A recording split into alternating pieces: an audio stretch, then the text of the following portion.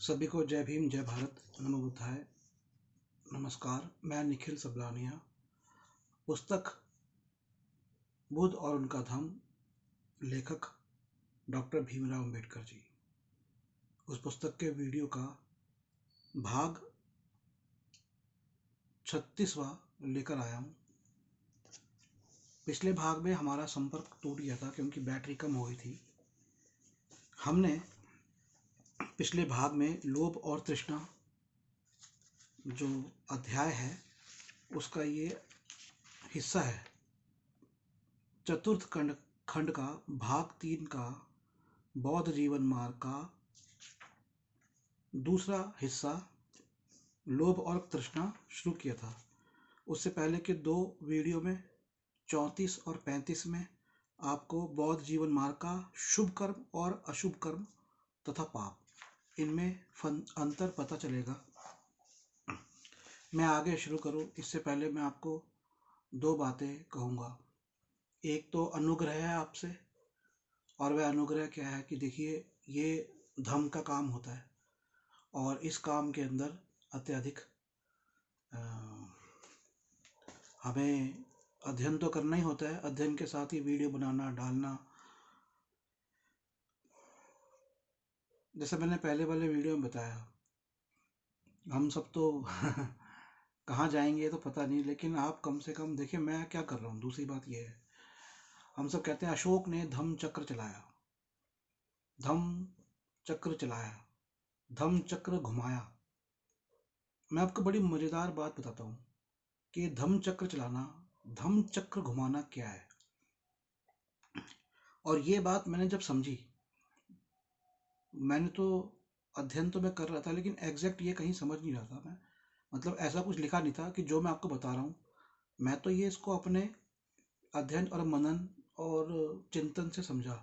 लेकिन यही चीज़ फिर मुझे हाल ही में पता लगा कि जो मैंने सोचा वही समान बात एक चीन के बौद्ध गुरु हैं, उन्होंने बताई। जो अशोक ने किया, अशोक के बाद बाबा साहेब डॉक्टर भीमराव अंबेडकर जी ने किया। मैं ये नहीं कहूँगा कि मैं उनके जितना महान हूँ या कुछ ऐसा, कुछ अपने आप को नहीं बोलूँगा, लेकिन मैं भी वही काम कर रहा हूँ। सबसे पहले बाबा साहेब जी के बाद बुद्ध और उनका धम्म के जो वीडियो जब मैंने बनाए और डाले, तो वहाँ से सन 2012 से मैंने धम्म चक्र प्रवर्तन शुरू किया, धम्म चक्र को घुमाना शुरू किया। अब ये धम्म चक्र को घुमाना क्या है? What do you mean by कि धम्म चक्र को घुमा दिया? ये धम्म चक्र क्या है? देखिए, हमारी सृष्टि में हर चीज गोल घूमती है। जब भगवान बुद्ध ने अपना ज्ञान प्राप्त हुआ, और तो वो किसी को बता नहीं रहे थे, वो कह रहे थे अरे किसी को समझ भी नहीं आएगा। तो जो कथाओं में, बौद्ध कथाओं में है, वह ये है कि स्वयं ब्रह्मा उनके पास आए, और ब्रह्मा, बुद्ध धर्म के हिसाब से बहुत तरह के ब्रह्मा होते हैं, तो उनमें से एक ब्रह्मा उनके पास आए। मैं ये नहीं कह रहा कि ये जो बौद्ध ब्रह्मा है ये सिद्धांत बौद्ध धर्म का होगा, ये सिद्धांत हमारे भारत का होगा, ये हिंदू धर्म में भी होगा। लेकिन क्योंकि हमारा ज्ञान लुप्त हो चुका है, तो फिर अब हम जहाँ से मिल रहा है, तो बौद्ध धर्म से मिल रहा है, तो हम कह रहे हैं चलो बौद्ध धर्म में ये सिद्धांत है। तो एक ब्रह्मा आए और उन्होंने आकर भगवान बुद्ध को कहा कि जो आपको ज्ञान प्राप्त हुआ आप बताइए, आप बताएंगे तो सृष्टि का कल्याण होगा। अब पूरी सृष्टि सृष्टि सृष्टि के जीव तो उनकी बात सुनने के लिए नहीं आ गए। उनको तो वाराणसी जाके सारनाथ में दिया उन्होंने अपना, और बड़ी मुश्किल से वही 5 जो ब्राह्मण थे, जो उनके साथी थे, वो उनको मिले और बड़ी मुश्किल से उनको खींच के लाए और उनको सुनाया। लेकिन कहा ही जाता है कि जब वो दे रहे थे, तो जितने भी अलौकिक जीव हैं, वो अलौकिक जीव उस स्थान पर, इसलिए मैं तो यही कहूँगा कि उत्तर प्रदेश सरकार से, भारत सरकार से भी, कि सारनाथ को और विकसित किया जाए और उसको एक बड़ा अच्छा धार्मिक स्थल ये नहीं कि वहाँ पर हम सौदेबाजी शुरू कर दें। सब फ्री होना चाहिए वहाँ पर। अब यहाँ पर फ्री और वो राजनीति का फ्री अलग है। यहाँ पर फ्री का अर्थ है यहाँ पे धार्मिक कार्य, ये धर्म कर्म भी जिसे हम कहते हैं ना हमारे भारत में जो है, जैसे कि शिरडी के अंदर है कि कम रेट में हम खाना देते हैं, या हमारे गुरुद्वारों से हमें सीख लेनी चाहिए। इतने सारे गुरुद्वारे पूरी दुनिया के अंदर मुफ्त, तो मैं शब्द यूज़ नहीं करूँगा, लेकिन वो सेवा जो करते हैं भोजन की बिना कोई कुछ लिए, तो ऐसी हमें वहां पर व्यवस्था करनी चाहिए। तो वो सारे सृष्टि के जीव, अलौकिक जीव भी आए, उन्होंने सुना। अब उसके बाद कहते हैं कि फिर एक अशोक ने धम्म चक्र चलाया, उसकी प्रतिमाएं भी हैं, चक्र के रूप में हमने उसे दिया। लेकिन वो what is this that to move the wheel of Dhamma, Dhamma chakra को घुमाने का असल में अर्थ क्या है? ये बात को मैंने जो अपने अनुभव से समझा, ये मैं आपको बताता हूँ। और यही बात जो मैंने समझी, वही बात अभी कुछ दिन पहले मैंने देखा कि एक बहुत गुरु हैं चीन के, वो कह रहे थे, मतलब उनके प्रवचन में थी। देखिए क्या होता है, जब आपने धम्म को सीखा, सीख के आपने, अब वो आपके अंतःकरण में गया और आपने उसको निकाला। एक तो होता है पढ़ना।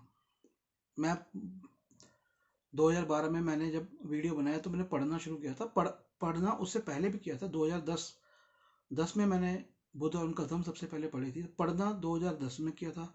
लेकिन 12 में जो मैंने वीडियो बनाए, तो 2 साल की तो एक लर्निंग और एक थिंकिंग थी। और फिर वो बनाने के बाद जब मैंने उसको बोलना शुरू किया, कुछ तो मेरे अंतःकरण से वो सत्य निकल रहा था। सत्य अर्थात कि मेरा अंतःकरण उन शब्दों से जुड़ गया था, अर्थात मेरी जो ऊर्जा है वो उन शब्दों से जुड़ गई थी। तो वो धम्म चक्र मैंने शुरू किया। और हम देख रहे हैं कि 2012 के बाद जिस तरह से जो परिणाम निकल के आ रहे हैं, समस्त जगत में बुद्धिज्म की तरफ लोगों का ध्यान जा रहा है, तो ये उसका परिणाम हो सकता है। मैं अपने आप को इसके केंद्र बिंदु में नहीं रखना चाहता, लेकिन शुरू तो मैंने किया था। और अब भी मैं बोल रहा हूँ, 13 साल बाद मैंने फिर शुरू किया, तो इसके परिणाम भी आगे आएंगे। बहुत से ऋषि हैं, बहुत से बौद्ध ऋषि हैं, बौद्ध मुनि हैं, जो कि धम्म चक्र चला रहे हैं। तिब्बत के हैं, श्रीलंका के हैं। उनके धम्म चक्र चलने के परिणामों के आधार पर ही आज धम्म दुनिया में सही मार्ग लोगों को दे रहा है। इतने लोग जो बौद्ध धम्म सीखते हैं, जिन लोगों ने बौद्ध धम्म सीखा, जब भगवान रजनीश, जिन्हें हम ओशो कहते हैं, उन्होंने भी बौद्ध धम्म की शिक्षा ली और जब दी तो उन्होंने भी धम्म चक्र चलाया। तो ये धम्म चक्र चलाना क्या है? तो भगवान बुद्ध ने जब धम्म चक्र चलाया, अशोक ने जब 84,000 श्लोक या सूत्र कहें, उनका संकलन किया, जिसे हम 84,000 स्तूप कहते हैं, असल में वो 84,000 श्लोक थे। हो सकता है कि उन्होंने एक सूत्र या एक सूत्र को एक स्तूप पे बनाया हो, तो 84,000 स्तूप भी बनाए हो। पर हम संख्या पे नहीं जाएंगे, हम ये समझेंगे कि ये धम्म चक्र चलाना क्या है, कि क्या धम्म चक्र चलाया। तो देखिए, पूरी सृष्टि गोल है और चक्र के रूप में ऐसे चल रही है। तो जब आप अपने अंतःकरण से और जो इस शिक्षा को सीख के जब आप चलाते हैं, तो ये शिक्षा क्या है? ये समस्त जीवों को पदार्थ से मुक्त करने वाली शिक्षा है। आप कोई सुन के एकदम से पदार्थ से मुक्त हो जाएगा, ऐसा तो नहीं है। जैसे ये भी कहा जाता है कि कई बार एक जीवन नहीं, कई जीवन आपको लगते हैं। सिद्धार्थ गौतम तो खैर बहुत बड़े हैं, पर एक कुछ स्तर के भी अगर आप बहुत बनते हैं, बुद्ध बनते हैं, तो कुछ जीवन आपके लगते हैं। एक जीवन में तो नहीं होता। यहाँ तक कि एक हर जीवन में आपको, बौद्ध धर्म में 2 चीजें हैं। एक है विजडम, कि आपकी समझ, आपकी नॉलेज, आपकी इंटेलिजेंसी। और इंटेलिजेंसी मतलब हर तरह की इंटेलिजेंसी। और एक चीज है कि आपके मेरिट, मतलब आपके पुण्य। ये दोनों लिंक है। ये दोनों लिंक होते हैं, मतलब पुण्य और समझदारी। जितने पुण्य, पुण्य क्या? कुशल कर्म, शुभ कर्म, अच्छे कर्म। जितने अच्छे कर्म करेंगे, पुण्य अनुमोदन होगा, पुण्य बढ़ेंगे। और जितने पुण्य बढ़ेंगे उतनी मन, तो जो पहले वाले वीडियो को अगर आप सुनेंगे, इससे पहले वाला, तो आपको समझ में आ जाएगा। तो आपका जो माइंड है, जो आपकी सिक्स्थ सेंस है बुद्धिज्म में, माइंड, वो डेवलप होगा। और वो जो माइंड, जो आपका मन, मस्तिष्क डेवलप होगा, तो उससे आपकी समझदारी और विजडम बढ़ेगी। तो फिर आप बुद्धत्व की तरफ, बुद्ध की तरफ जाएंगे। जो यहाँ पर लोग आए भारत में, यहाँ पे तो बौद्ध धर्म लुप्त हो चुका था। जिन्होंने खोजा, उनमें से कुछ लोग तो खजाना खोजने निकले थे, लेकिन कुछ लोग स्कॉलर्स थे, विद्वान थे। वो विद्वान थे, इसलिए वो बौद्ध धर्म को खोज पाए। डॉक्टर अंबेडकर जी दोबारा धम्म चक्र इसलिए चला पाए क्योंकि वो विद्वान थे। तो विद्वान क्या थे? विजडम थी, समझदारी थी। समझदारी कैसे आई? कई जन्मों के पुण्य। देखिए यहाँ पर कुछ लोग मेरी बातें सुनकर पुराने वीडियो सुन सकते हैं। ये जन्मों का जो कॉन्सेप्ट है ये है बुद्धिज्म में, इसको नकार नहीं सकते, इसलिए मैं बोल रहा हूँ। तो अभी हमें हमारा ज्ञान तो लुप्त हो चुका है, लेकिन हो सकता है कि आगे हमें समझ में आ जाए। ये कोई बहुत अलौकिक और बहुत कोई चमत्कारिक चीजें नहीं है। बौद्ध धर्म की मैं आपको एक बात बताता हूँ। मैं एक बौद्ध प्रवचन सुन रहा था, तो उसमें वो कहते हैं कि जो जब किसी ने जन्म लेना होता है, सोल ने, ये तिब्बत वालों के हिसाब से बता रहा हूँ मैं, कि जब किसी आत्मा ने जन्म भी लेना होता है, तो वो खुद ये डिसाइड करती है कि वो जन्म कहाँ ले। मतलब अपना गर्भ, वो सोल, वो आत्मा, मतलब उसकी भी एक चेतना की भी अपनी इतनी शक्ति होती है कि वो गर्भ का चयन भी स्वयं करती है। तो आपको शायद पता होगा कि जो तिब्बत के बौद्ध भिक्षु होते हैं, वो जब नए दलाई लामा को ढूंढते हैं तो वो सितारों को देखकर चलते हैं। तो वो क्या, उनको सितारों की नॉलेज नहीं थी, एस्ट्रोलॉजी नहीं पता थी? एस्ट्रोलॉजी उनको पता थी। अशोक ने जो शिलालेख गुदवाए, वहां पर यह भी लिखा हुआ है कि इनको तिस्या नक्षत्र में पढ़ना है, कि उन शिलालेखों को पढ़ने का समय भी तिस्या नक्षत्र हो।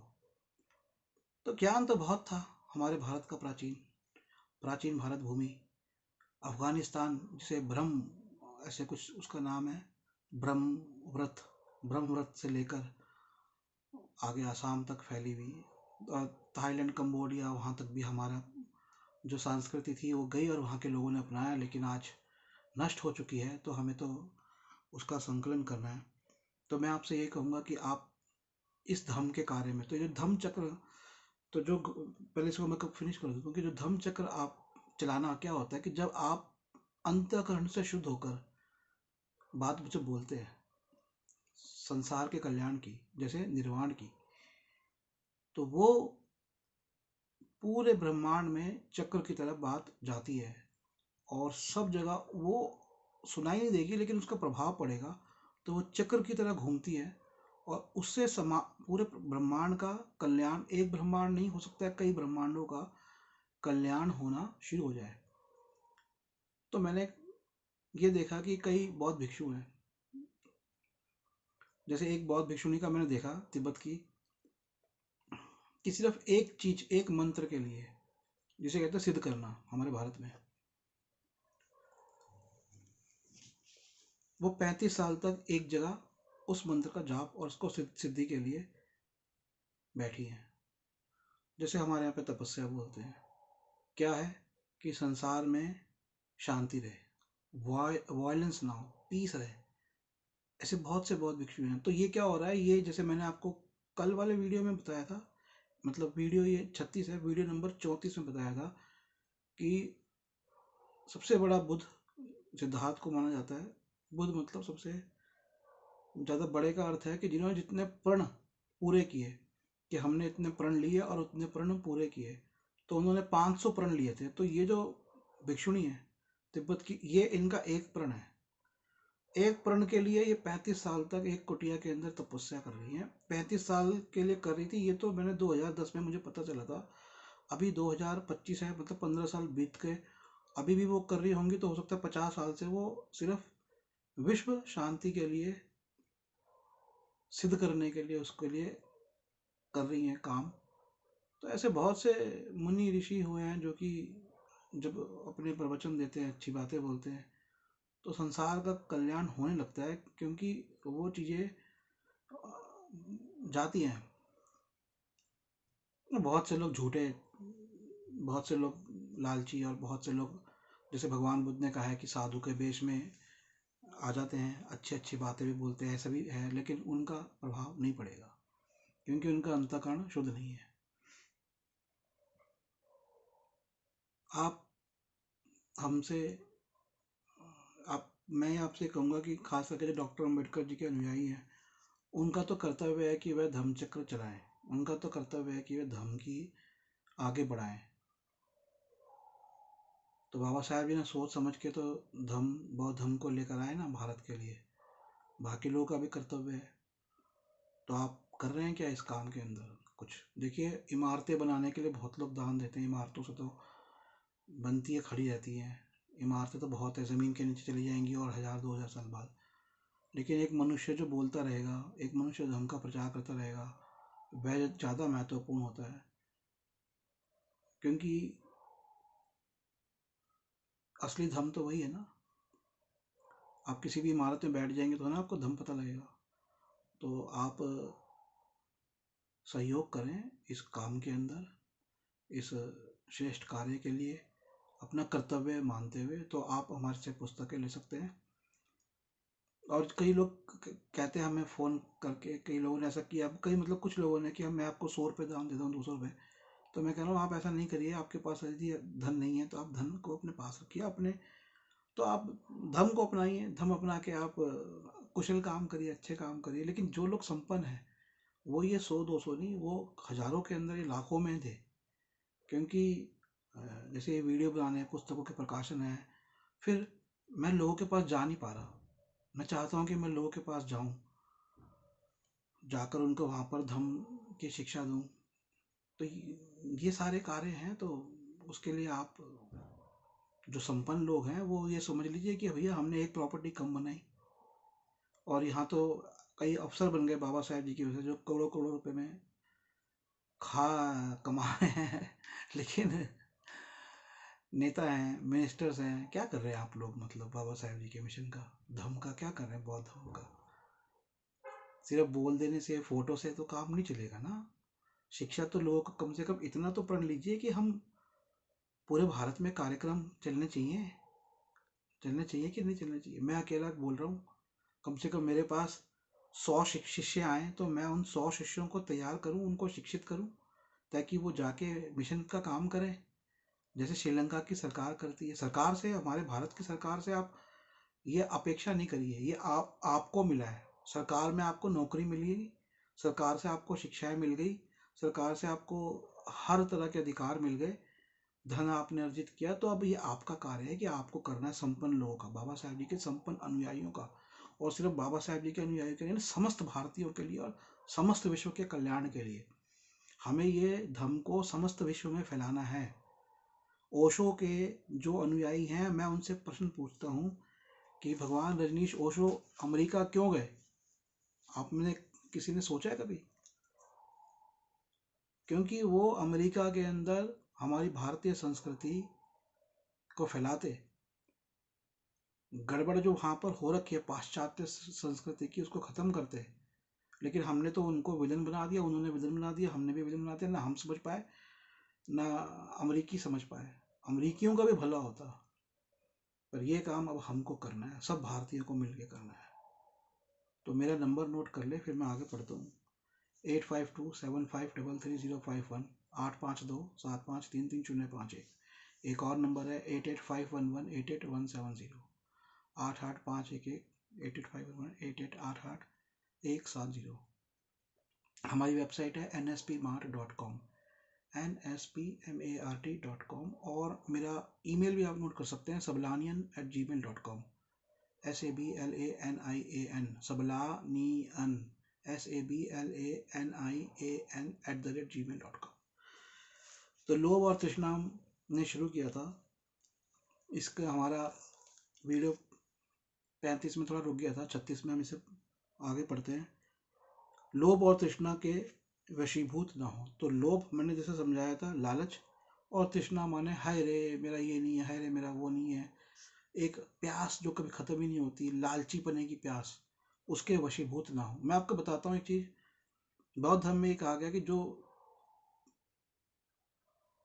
लालची लोग होते हैं ना, पूंजीपति, डकारू, रिश्वतखोर, जो लोगों की संपत्ति को बस हड़पते जाते हैं, वो प्रेत योनि में पैदा होते हैं। और प्रेत योनि, ये तो जीवन कितना है, 70 80 100 साल का मनुष्य का, लेकिन प्रेत योनि में उनके कई कई हजारों हजारों लाखों लाखों सालों के जन्मांतर ऐसे होते हैं। और अगर इस जीवन में भी देखा जाए तो मैंने तो इस जीवन में भी देखा है ऐसे लोग। एक अमेरिका का एक व्यापारी था, उसने बहुत हड़पा, तो उसका एक लड़का ऐसे मर गया किसी रोड एक्सीडेंट में आई थिंक, दूसरा उसका लड़का था वो कैंसर से मरा, और एक ने उसने पता नहीं फांसी लगा ली अपने आप को, ऐसे ही कोई बड़ा फेमस था। तो मैं तो कई इसी जीवन के उदाहरण लोगों को बताता रहता हूँ कि भैया अच्छे कर्म कर लो, पुण्य कमा लो, वही सबसे बड़ी पूंजी है। हमारे भारत की जो पूंजी है ना वो पुण्य है। हमारे भारत की पूंजी पुण्य ही है, पुण्य के अलावा कुछ नहीं है। हमारे भारत के अंदर जो व्यापारी वर्ग था, वैश्य वर्ग, प्राचीन काल में पुराने समय में जो भगवान बुद्ध के जो इतने सारे विहार बने वो वैश्यों ने बनवाए। सारे लोक कल्याण के काम वैश्य करते थे। सबसे ज्यादा जो भगवान बुद्ध के भिक्षु तो बने ब्राह्मण, लेकिन अनुयायी वैश्य थे।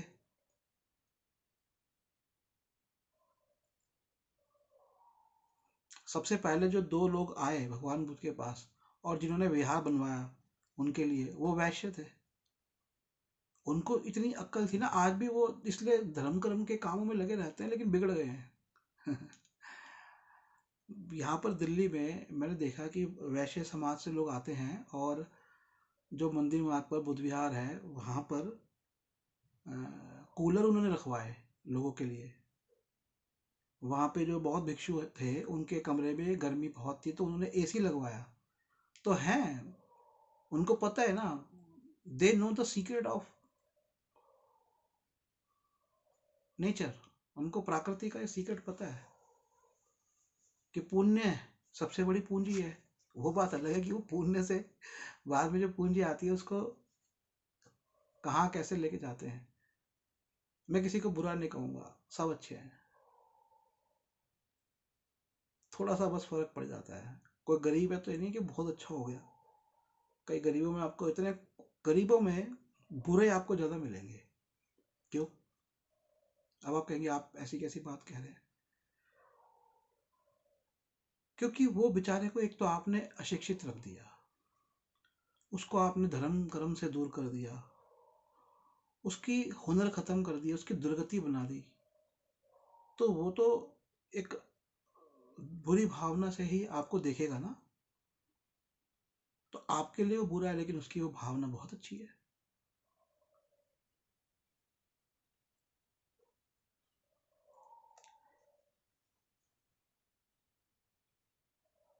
तो उसको आप अच्छा कैसे बनाओगे? आप अपनी संपदा में से कुछ उसको दो, उसके बच्चों को दो, वो ज्ञान अर्जित करे। देखिए आप उनको बुरा ना बोलो, उनको आप मनुष्य तो बनने दो। आप खुद तो मठों में जाते हो, करोड़ों रुपए दान में देते हो, गरीबों को अगर चूसोगे तो वो कहाँ से अच्छे बनेंगे? फिर तो बुरे बुरे कहलाएंगे ना। तो गरीब बुरा है, आप ऐसा बोलेंगे तो उनमें आपको ज़्यादा बुराइयां मिलेंगी। हाँ मिलेंगी, क्योंकि आपने उनके अच्छे बनने के सारे अवसर सारे साधन तो छीन लिए। जैसे आज भारत में जो भी बड़े पूंजीपति वर्ग है वो मशीनी उत्पादन कर रहा है, तो जो भी हाथ के काम थे वो छीन लिए, तो हाथ के काम छीनने वाले गरीब हो गए। वो तो अमीर थे। आप अपनी मशीनें बंद कर दो, देखो उनके हाथ से काम होने दो, अमीर हो जाएंगे वो। अमीर हो जाएंगे वो, अपने हिसाब से शिक्षा करेंगे, वो भी धर्म कर्म करेंगे, पर वो सारे अवसर तो आपने छीन लिए। तो ये बात समझने की है बहुत गहरी हमसे। तो हम तो ये जो काल है ना, अब तो पाप बढ़ता जा रहा है और पाप के गर्त में सब जा रहे हैं। पाप कहाँ हो रहा है वो समझ नहीं आ रहा। वो पाप वो पाप का रूप है पूंजी, और पूंजी का विस्तार और मशीनीकरण। मैं आपको ये बात कैसे समझाऊं, इसके लिए आप मेरे और वीडियो देखिएगा। अभी मैं ये पुस्तक पढ़ता हूँ, यही बौद्ध जीवन मार्ग है। तो यहाँ पर बौद्ध जीवन मार्ग क्या है कि लोभ और तृष्णा के वशीभूत नहीं होना, आपको लालच और प्यास इन पे नियंत्रण रखना है, इनके वशीभूत नहीं होना है। धन की वर्षा होने से भी आदमी की कामना की पूर्ति नहीं होती। धन की वर्षा हुई थी कोविड में, कई लोग धनवान थे, मर गए ना। धन होती है, सब कुछ होता है, कई इच्छाएं पूरी रह जाती है। धन होता है, एक वो व्यापारी था, धनी था, उसके बेटे ने उसको घर से बाहर निकाल दिया। क्या उसकी कामना इच्छा पूर्ति क्या हो गई बताओ? एक लड़की थी बहुत धनवान परिवार की, उसको कैंसर हो गया, इकलौती लड़की थी, मर गई। तो धन ही सब कुछ नहीं होता। बुद्धिमान आदमी जानता है कि कामनाओं की पूर्ति में अल्प स्वाद है और दुख है। तो बुद्धिमान मूर्ख व्यक्ति जानता है कि चलो अरे ये कामना पूरी हो गई, लेकिन उसमें कोई स्वाद नहीं है, उसके अंदर दुख है। क्योंकि फिर दुख इसलिए है क्योंकि उसका जो सोच है वो सिर्फ कामनाओं के ऊपर आधारित रहेगा, अपनी व्यक्तिगत कामनाओं के ऊपर आधारित। इसलिए थोड़ा सा सोच सामाजिक करनी चाहिए कि आपके जो उद्देश्य हों, अपने जीवन को अस्तित्व में रखने के साथ साथ ऐसे उद्देश्य बनाए जो कि समाज का भी कल्याण करे। वह दिव्य काम भोगों में भी आनंद नहीं मानता। अब ऐसा हो जाता है, कैसा हो जाता है कि अगर दिव्य काम भोगों में भी आनंद नहीं मानता, वह तृष्णा के क्षय में भी रत रहता है।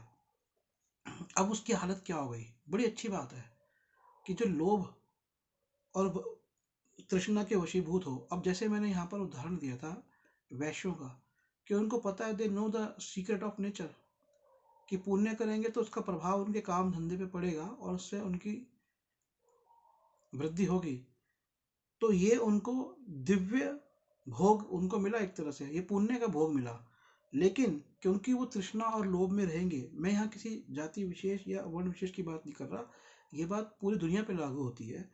तो यदि ऐसी पूरी दुनिया के जो भी ऐसे लोग हैं कि भैया उनको पता लग गया, भगवान ने उनको चार चमत्कार दिखा दिए, तब भी वो संतुष्ट नहीं हो रहे, हाय रे लालच, हाय रे तृष्णा, उसमें डूबे रहे, फिर और ये वो और अकुशल कर्म करते गए, तो दिव्य काम भोगों में भी उनको आनंद नहीं मिलेगा। तो वो कभी भी ना, वो चाहे करोड़ों रुपया पूजा में लगा लें, कितने भी धाम चले जाएं, किसी भी कितने भी विहार चले जाएं, कितने भी चर्च चले जाएं, कितने भी मस्जिद में बैठकर वो नमाज पढ़ ले, वो हज जाके आ जाए, वो कितने भी गुरुद्वारों में जाके दिन रात पाठ सुन लें, पाठ कर लें, तब भी उनको दिव्य, तब तक उनके अंदर लोभ और तृष्णा है, लालच है और तृष्णा है उनके, कभी भी उनको उन दिव्य काम, तो दिव्य, तो वो भगवान कह रहे हैं कि देखो भाई, जब मैंने चमत्कार दिखाया, जब तुम्हें दिव्य लोक का या दिव्य बातों का एहसास हो गया, तो तुम आनंद करो ना अब जीवन में।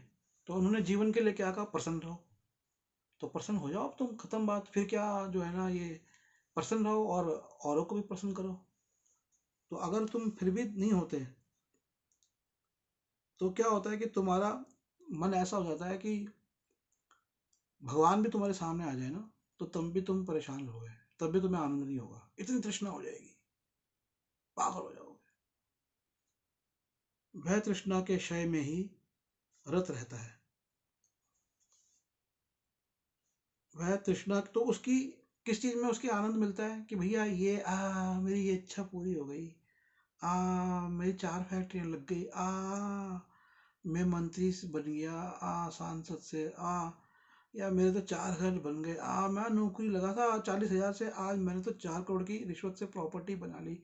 वो तृष्णाओं के क्षय, मतलब एक तृष्णा खत्म हुई, दूसरी तृष्णा आई, वो पूरी करी, उसको बस उसी में आनंद मिलता रहता है, मैंने ये कर लिया, मैंने वो कर लिया, मैंने वो कर लिया। लेकिन वो अपना हिसाब नहीं रखता कि इन सब में उसने अच्छे कर्म कितने किए और बुरे कर्म कितने किए। वह सम्यक संबुद्ध का श्रावक है।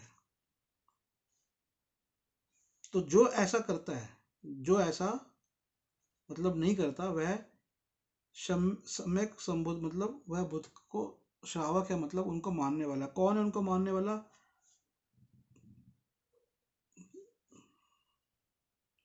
कि वह जो दिव्य काम भोगों में भी अच्छा अच्छा, वह तृष्णा के, अच्छा, तो ये तो एक, मैंने इसकी जो व्याख्या करी उसको आप ऐसे भी समझिए, वो भी सही है व्याख्या, और ये भी सही है कि जब, अब दिव्य काम भोगों में भी उसको आनंद ना हो, मतलब उसने दिव्य काम भोग भी ले लिए, तो एक तो वो हो गया कि जिसने दिव्य काम, उसको पता लग रहा है पुण्य है, तब भी उसको आनंद नहीं आ रहा,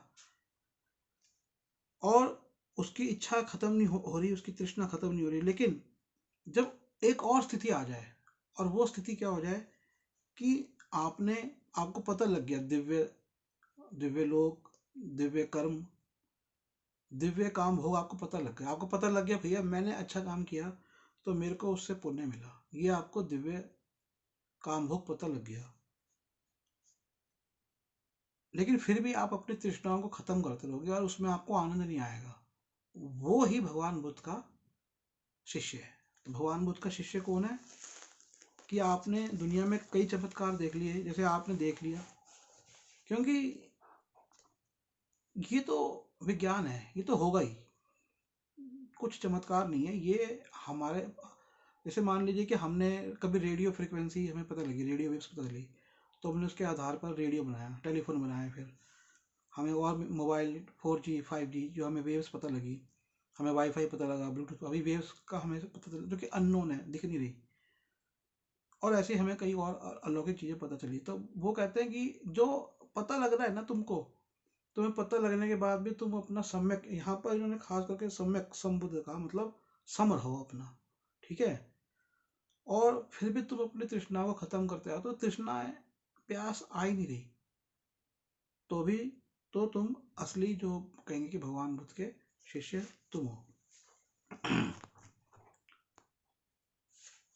लोभ से दुख पैदा होता है, लोभ से भय पैदा होता है, जो लोभ से मुक्त है उसके लिए ना दुख है ना भय है। ये बात पहले भी आई थी कि लोभ से दुख पैदा होगा, दुख तो रहेगा ही, अब आप इसको आप समझ सकते हैं।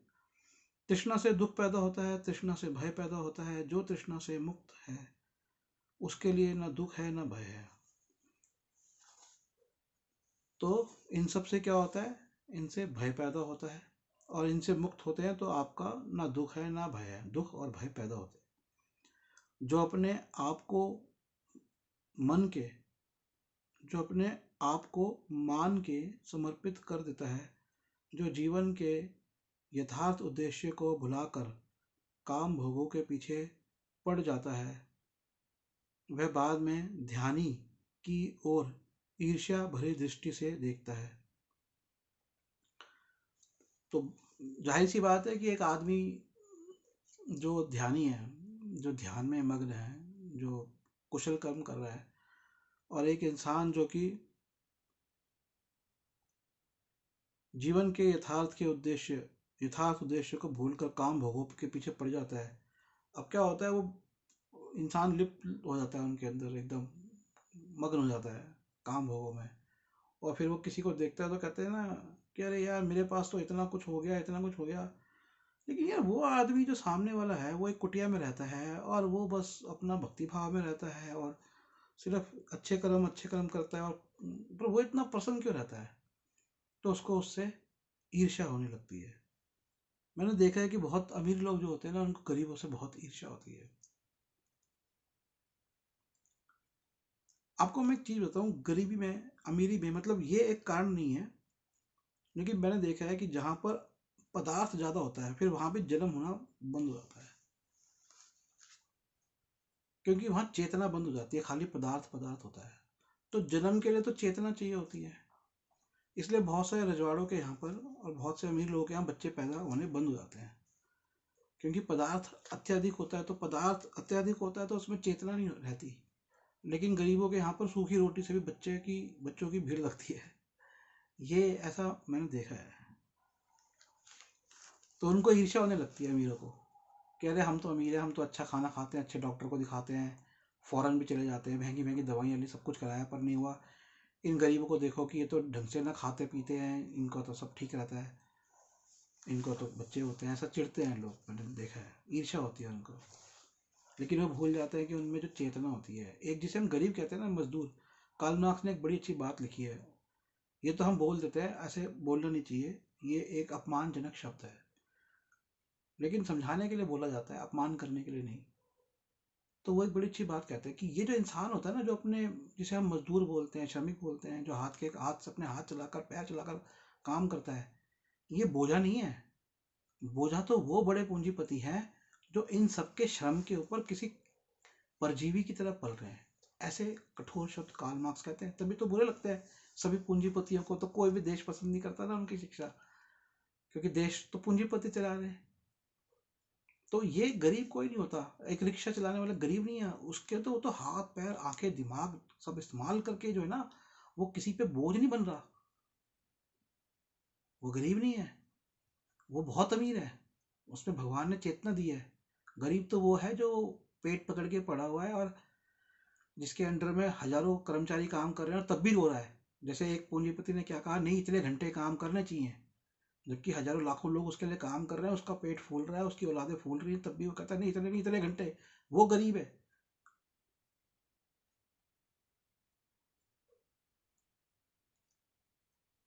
असली गरीब वो है, वो परजीवी है, इज ए पैरासाइट।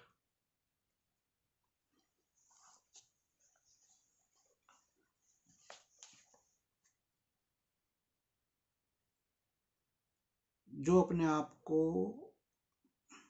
आदमी किसी भी वस्तु के प्रति आसक्त न हो, वस्तु विशेष की हानि से दुख होता है, जिन्हें न किसी विषय न किसी से प्रेम है और न घृणा है, वे बंधन मुक्त हैं।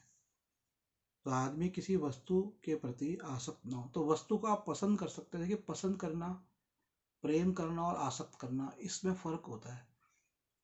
आसक्ति का अर्थ होता है कि उसमें फंस जाना। बहुत से लोग होते हैं कि उनको चीज में फंस जाते हैं, अपने मन को, अपने दिमाग को, हर चीज उसी में, किसी वस्तु के प्रति, किसी व्यक्ति के प्रति एकदम बिल्कुल उससे जोड़ देते हैं।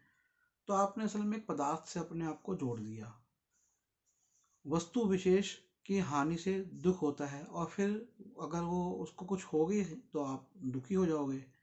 जिन्हें ना किसी से प्रेम है और ना घृणा है। तो प्रेम नहीं करने का अर्थ ये नहीं कि आप हृदय से प्रेम ना करें। प्रेम, यहाँ पर जो ये प्रेम का अर्थ है, इसका अर्थ है कि आसक्त नहीं होना है। कई माँ बाप अपने बच्चों को बड़े प्यार से पालते हैं, वो बच्चे बड़े होके फौरन निकल गए, इधर उधर हो गए, आसक्त हो गए वो, और रो रहे हैं बैठ के, अरे मेरा बेटा मुझे चला गया, अरे मेरे बेटी मुझे चली गई, मुझे पूछे भी ना। ऐसा बोलते ना, अरे मैंने इतना किया, क्या हो गया, ये तो कनाडा जाके बैठ गया, भूल गया बाप ने। अरे क्यों आसक्त हो रहे हो सकता हो कि उसको उतना ही प्रेम हो आपसे, वो नहीं संपर्क वहां पर उसकी क्या समस्या है आपको नहीं पता ना, क्यों आसक्त हो रहे हो आप यहाँ पर। और किसी गरीब के बच्चे को उठाने में लगा दो अपनी ऊर्जा, अपना धन, तो आपका जो पुण्य होगा वो और आपके जो बच्चे होंगे उनके काम आएगा। तो प्रेम था कि आपको, तो आपने अपने बच्चों को पाला पोसा, और अगर बच्चे व्यस्त हो गए और आप फिर उनको कोसने लग गए, तो प्रेम कहाँ रहा। अरे तेरे तो 90% नहीं आए, बाजू वाले के तो आ गए 95 91%, और बच्चे को कोसना शुरू कर दिए, तो आपका प्रेम कहाँ रहा। अरे मैंने तो तेरे लिए ट्यूशन भी लगवाई, ये भी लगवाया, वो भी लगवाया। तो आपने तो आसक्ति कर ली उसके उस उद्देश्य में, और आसक्ति थी आपकी, प्रेम कहाँ था। फिर आप बच्चों को क्यों कोसते हो। तो आपको इस तरह का प्रेम नहीं करना है, जैसे आप प्रेम समझ रहे हो असल में वो आसक्ति होती है। तो ऐसा नहीं करना है, और घृणा भी नहीं करनी है। ये वे बंधन मुक्त हैं, तो आप बंधन मुक्त रहते हैं। तो देखिए, प्रेम हुआ, आसक्ति नहीं हुई, तो आप बंधन, अभी बंधन मुक्त कौन सा बंधन, रिश्तों का बंधन की बात हो रही है, नहीं, ये बंधन है पदार्थ का बंधन, कि पदार्थ से मुक्त रहते हो। तो पदार्थ कहाँ से विकसित होता है, कहाँ से बढ़ेगा पदार्थ, मन से, माइंड से। माइंड को जब किसी आप व्यक्ति में, किसी चीज में लगाओ, किसी भी चीज में लगाओ, तो पदार्थ वहां से फैलेगा, वहां से आपको बंधन मुक्त होना उस पदार्थ में बंधने से। इसका एक और है, बहुत ग्रंथों के अंदर एक चीज आती है, और कि जैसे हम, जब हमारी डेथ होती है ना, तो जो हमारे अगले जन्म होते हैं, तो हमारे जिनसे ज़्यादा बंधन होते हैं, तो हम उनके साथ उसी रूप में कहीं ना कहीं पैदा होते हैं, ऐसा मतलब कहा जाता है, आप माने ना माने। तो एक बंधन, ये भी शायद वो कहना चाह रहे हो कि भैया बंधन मुक्त हो जाओ, वरना फिर दोबारा उन्हीं के साथ आओगे, उन्हीं हालात में आओगे, जैसे आज लगड़ झगड़ रहे हो, वैसे ही आगे भी लगड़ोगे, लड़ाई करोगे, झगड़ोगे। जैसे आज एक दूसरे के लिए पागल हो, फिर वही रहोगे। तो इस जीवन में ठीक है, आदर करो, प्रेम करो, आसक्ति ना हो। मैं थोड़ा जल्दी पढ़ूंगा, बहुत सारे हिस्से हैं। हालांकि जल्दी पढ़ने से भी फ़ायदा नहीं होता है, क्योंकि जब तक ये चीज़ें आपको समझ ना आए तब तक भी फ़ायदा नहीं है। एक चैप्टर वाला ख़त्म करता हूँ, फिर अगला वीडियो में अगला चैप्टर लूँगा, बस थोड़ा सा रह गया।